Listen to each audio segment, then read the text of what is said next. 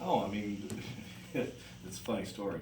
But seriously, it goes back, and I've said this on the show 1,000 times over. Make sure that you're consulting your healthcare provider about everything that you're taking, whether it be over the counter medicines or vitamins or supplements. Just make sure that your healthcare provider knows what you're taking. I had no idea. I've been seeing Dan for 2 years. 2 years. Had no idea this guy's popping 3 ibuprofen every single night. Because over the counter, I thought, well, what's the big deal? Right, but over time, I mean, it's very well documented that ibuprofen can lead to kidney failure. It's extremely stressful on the stomach as well, and so I've got him on an anti-inflammatory for his knee that is much less toxic to the body to be taken every day. But again, this was a prime example of a lack of communication between the patient and the provider, and not allowing your provider to know every single medicine, supplement, because when the nurse walks in and says, what medications are you taking?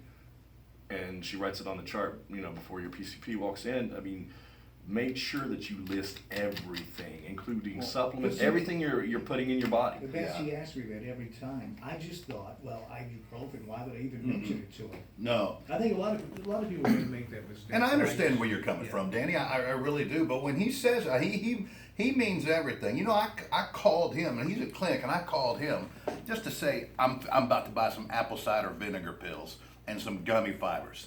And he means every bit of it, because something as simple, and I remember a conversation you and I had when we first met and first started talking about supplements and checking with everything you do, because even something like ginkgo, there are things that ginkgo does not go well with. Normal stuff that if you take with it is going to be an issue. Another prime example would be saw palmetto. I mean, it's very commonly used over the counter for prostate health, but has severe interactions with certain medications. So, just the point is, again, and when I talk about, what we do at Preventagenics, communication is key.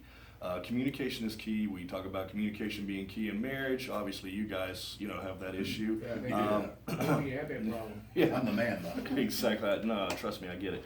But communication between, you and your and I said this yesterday, and I've got a phenomenal story. If you haven't seen what I posted on Facebook about a patient of mine by the name of Aaron Beaver, shout out to you, dude, if you're out there listening. He is 90 days clean off of heroin today. And I would love to tell Aaron's story at some point in time in an abbreviated version. But, we talked about this yesterday when me and Aaron were sitting down talking when he came in for his follow-up. This was a guy that was just about on the verge of giving up his own personal life or winding up dead. 6 of his friends, he told me yesterday, in the last 90 days since he's been clean, have not made it. 6 of the guys that he was in recovery with have relapsed and since died. But it's a communication, it's a team effort. It's one of those things that, Aaron and I, did, as a team in every condition, whether it be something as severe as heroin addiction or whether it be something as simple as treating your knee, Dan. Communication is key with your healthcare provider. So communicate. Make them sit down, make them look you in the eye, make them talk to you, but likewise, you've got to communicate with your healthcare provider as well. Jeff Young,